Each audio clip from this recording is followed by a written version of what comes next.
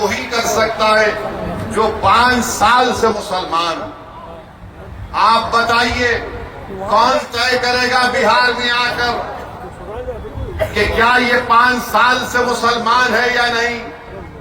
کیا نتیش کمار سرٹیفکیٹ لکھ کر دیں گے ہم کو؟ کیا چراغ پاسوان سرٹیفکیٹ لکھ کر دیں گے کہ یہ 5 سال سے مسلمان ہیں؟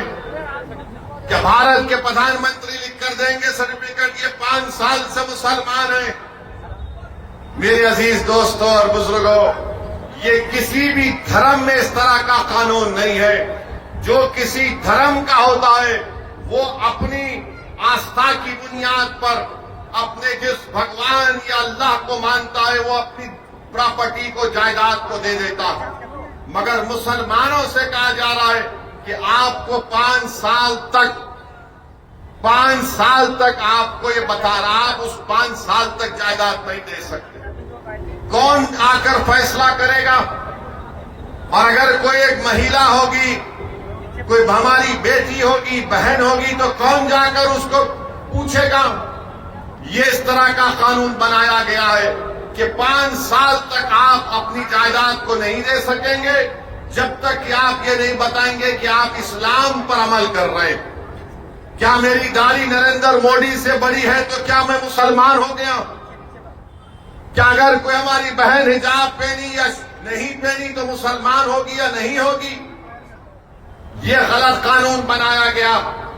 تیسرا یہ قانون بنایا گیا، اس قانون میں یہ بنایا گیا کہ اگر جھگڑا گورنمنٹ کی جائیداد میں اور وقف کی جائیداد میں ہوگا تو بہار سرکار اپنے ایک عہدیدار کو نامزد کرے گی اور وہ عہدیدار یہ فیصلہ کرے گا کہ جائیداد سرکار کی ہے یا وقف کی ہے. اب آپ بتائیے، اگر سرکار کا افسر ہوگا وہ کبھی بھی وقف بورڈ کے حق میں فیصلہ نہیں کرے گا، وہ تو نتیش کمار اور چراغ پاسوان اور مودی کے حق میں فیصلہ کرے گا. وہ تو لکھ کر دے دے گا کہ یہ جائیداد گورنمنٹ کی ہے، بہار وقف کی نہیں ہے. اس کا اس میں بنایا گیا. ایک اور قانون بنایا گیا، اسی میں لکھا گیا کہ 6 مہینے کے اندر پورے جائیدادوں کو پورٹل پر ڈالنا پڑے گا. میں کرن رجیجو سے پوچھنا چاہتا ہوں، کہاں ہے تمہارا پورٹل؟ کدھر ہے تمہارا پورٹل جو تم نے شروع کر دیا 6 مہینے میں کرنا پڑے گا؟ میرے عزیز دوستوں اور بزرگوں، اس قانون میں یہ کہا گیا کہ اگر کوئی مسلمان اپنی جائیداد کو وقف اولاد کرنا چاہتا ہے، یعنی مالک اللہ رہے گا مگر اس جائیداد کا فائدہ وہ کہے گا کہ میری اولاد کو ملے گا، تو مودی نے قانون بنایا اگر اس وقف کرنے والے کی جائیداد میں وہ وقف کرنے سے پہلے اگر اس کی بیٹی ہوگی تو وہ بیٹی کا حق مار کر نہیں دے سکتا ہے.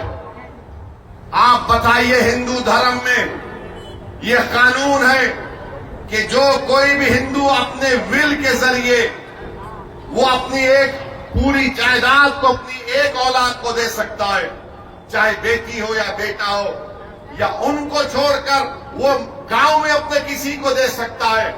جب وہاں پر آپ وہ سہولت ہے تو پھر مسلمانوں کو یہ آپ کیوں کر رہے ہیں؟ میں اللہ کے نام پہ وقف کر رہا ہوں، اپنی اولاد کے نام پہ نہیں کر رہا ہوں. میں اللہ کو مالک بنا کر کہہ رہا ہوں کہ جائیداد کا فائدہ میری اولاد کو ملے گا. تو یعنی اگر جس مسلمان کی بیٹی ہوگی وہ اللہ کے نام پر وقف نہیں کر سکے گا. یہ قانون بنا دیا گیا.